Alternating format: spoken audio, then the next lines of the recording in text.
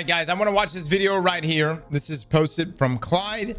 Destiny 2 has lost its soul. Hold on. Let's just take a listen. All right, everybody's sitting there already jumping the gun right here. Okay, what's going on, gamers? Clyde here, and we're going to be talking about some hot topics going on in Destiny 2 right now. We might as well call these videos like Cooking with Clyde or something, because we're getting ready to stir this up, you know. Medium rare. What I'm about to say might be well done. Just want to start off by saying the core value of Destiny 2, of what we knew in Final Shape, of signing on every week, seeing what the weekly raid was, seeing what the weekly dungeon was, doing your powerfuls, doing your pinnacles, kind of the loop we've done for a while. It doesn't feel the same anymore, simply because, perfect example right now that many of you might not know, you just load up the new raid, right? And you are new and you're just trying to go in the raid and get powerfuls. Well, guess what? It's going to drop on power. It's not even going to drop you powerful. And the tiered loot is pretty bad. Now, this change on Tuesday will fix this, because Bungie said that they're going to change the contest delta from -40 to -30.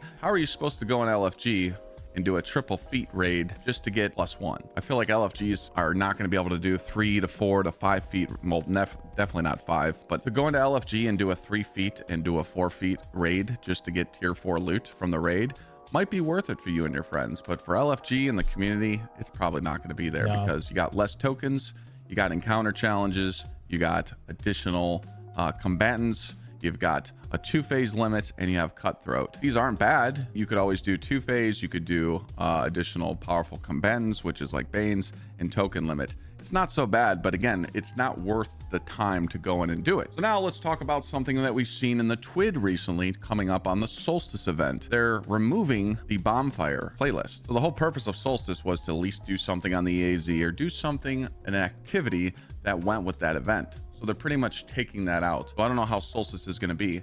Is a vendor just going to pop up and be like, hey, go play the game and then come get the Solstice loot? Now the Solstice set, it has a really good armor perk on it. The core value of Solstice might have not been the funnest. You know, it might not have been, hey, I want to go do EAZ and just grind it out, but its core value of that mission is just not there anymore. Now let's talk about Arms Day. Arms Day, Ada comes in here, you come here, you pick it up, and then you're like, oh, there's engrams here. This is great. So you farm these telemetry, you pick up an engram, and then most people are probably taking their engrams to Raoul. Hopefully you're not doing that, because it drops tier 1. But you're like, okay, well, what can I do with this engram? Now you come here and you have to double down. You got to spend more telemetry just to decode it. One of these 2 weapons, 2 normal and 2 shinies. So you're kind of just like, but I want the hand cannon, so I'm going to decode it here. As you see here, mine's a tier 3.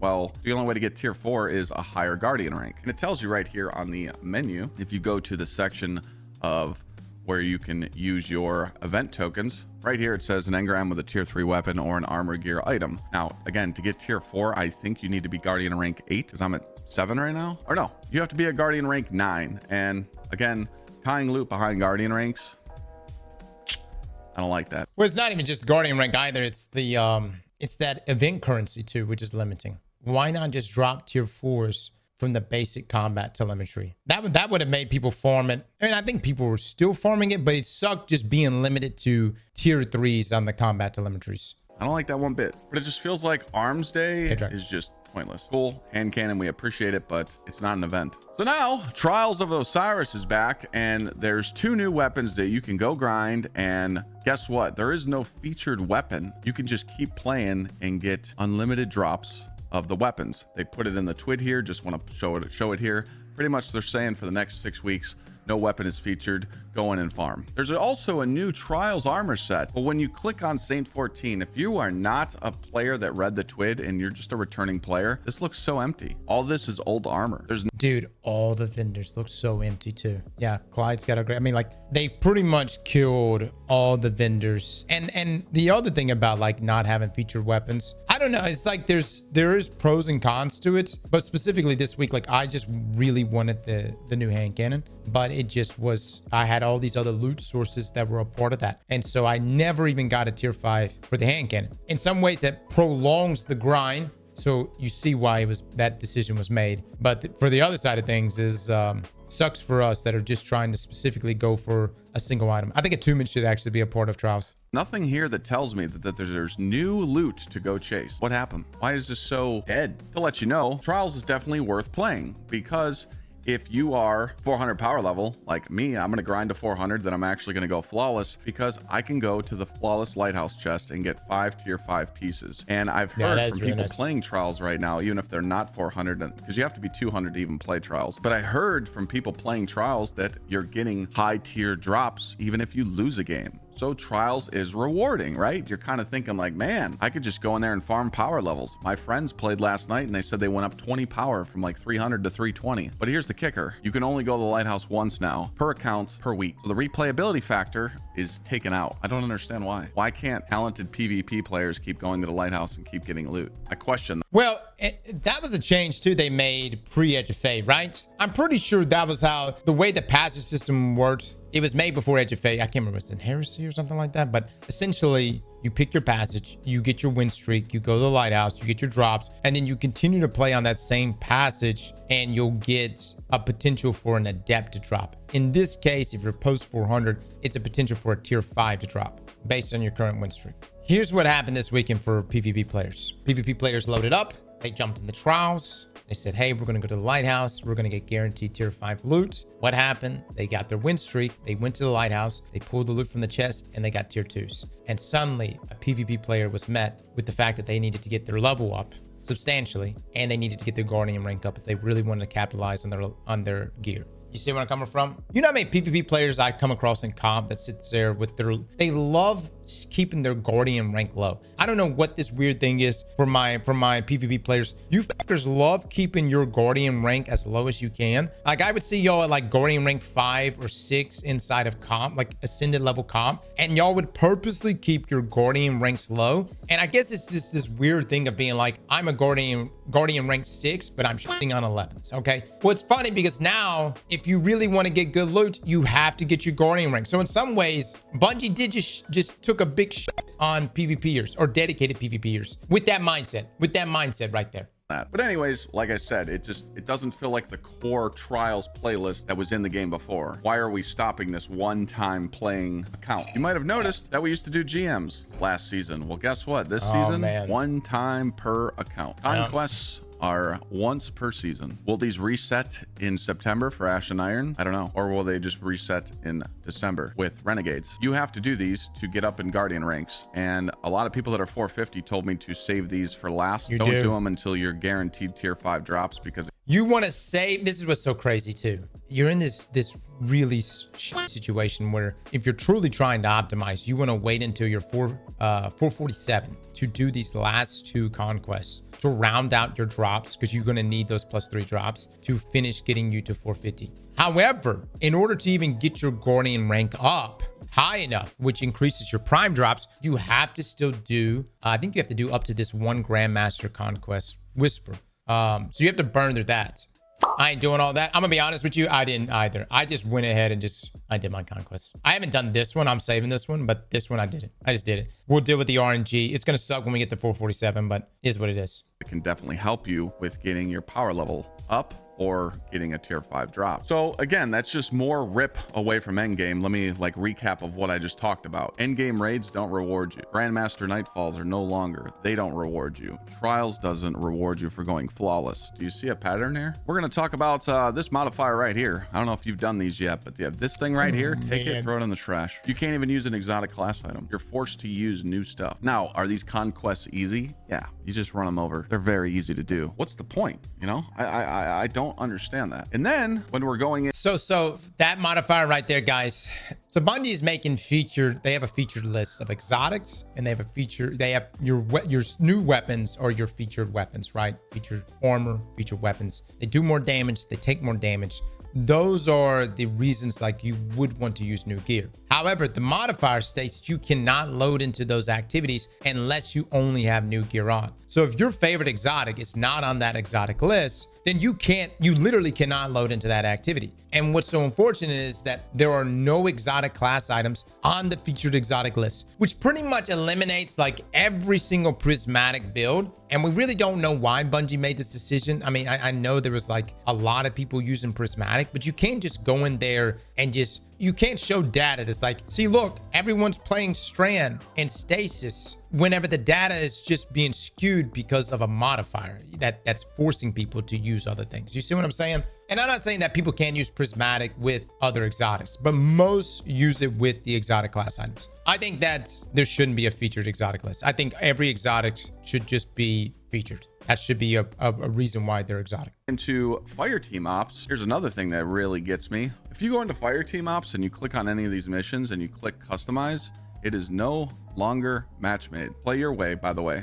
Right? And the reason they do this is I might be higher power level than other people that I'm searching for. So I understand that, but why is it called a Fireteam Ops? So you're forced to do this. Okay. You're forced to just do the normal version, right? And for a normal version, we could just see here that it does have 400 enemies and it does have equipment locked and all this. But I've been told, I haven't done these a lot, but I've been told that if you just randomly match with people, they're not doing the objective and you might not get an A+ reward. So people are triggered and they're like, well, I don't want to play with random people. So I'm just going to go back to solo. But then you go to solo and, you know, can we take a minute here and just look at solo, Fireteam, and look at Pinnacle? It looks empty, right? It looks empty. We'll get back to that topic in a second. But anyways, you're probably doing K1 or Caldera. So when I come into customize and I'm adding modifiers on my Grandmaster, remember when we were doing Spider-Man through Encore and we were just having unlimited grapples? They took that out and I have not seen that modifier since. So they took some fun out. Also, stuff like match game. Back in the day, about, I don't know if it was a year ago or maybe more, there was some balding modifiers in the Strike playlist and the Nightfall playlist and in the GM playlist. And Bungie took them out and said, hey guys, we're going to take these modifiers out of the game because you don't like them. So they snuck them back in. So I didn't understand that either.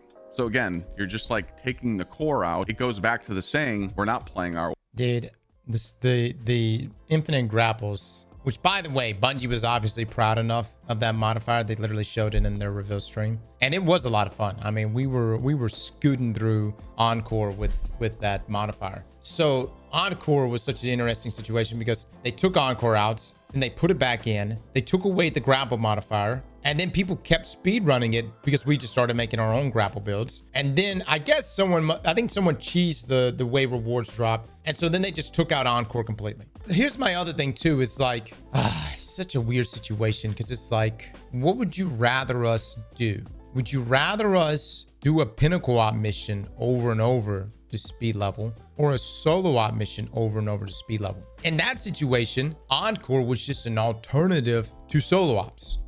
Encore 100%. I just like it because it was just options. You had options. If I was getting burnt out on solo ops, I go do Encore. You know what I mean? It was just nice to have options. The other side of things is, what is Bungie so scared about? What is Bungie's ideal space? Are they like, do they want people to be barely 400s? Because like, we're going to get to 450 eventually. It may be 2 weeks from now, but we're going to get to 450 eventually, which means we've got a couple weeks after that to live in an environment where we're 450 and we're getting tier 5s from everything. But like, in terms of like, is the idea to get us all, I'm just trying to understand the design philosophy here, to get everyone on this treadmill and slow things down substantially from 400 to 450 to where it's, I wouldn't say impossible, but it is a bitch to then lift that wall once we get into Ash and Iron from 450 to 500. But then they're gonna add another wall from 500 to 550 because we're gonna go through this again, by the way, guys. I don't really know also what the point of going beyond that, because we're gonna be doing ultimatum mode, which is 500s, but we're gonna be getting tier 5 drops regardless. What we getting? You get tier 5 drops at 450.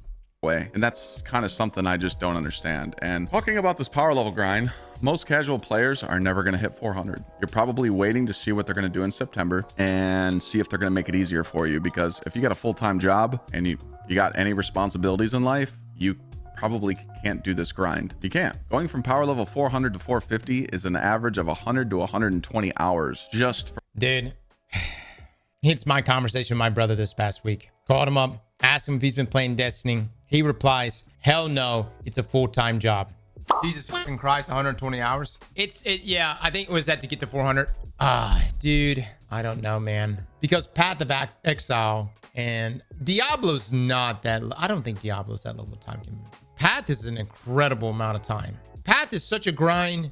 I think we got to level 90, not even 9. Like at that point, I was just like, I can't go. I can't go anymore.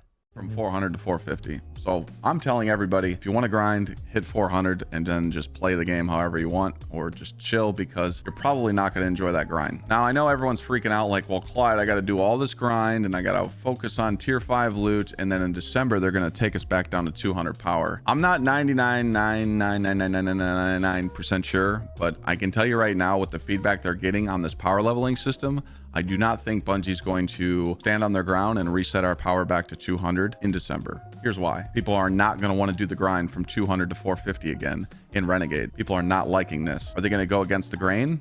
Are they going to listen?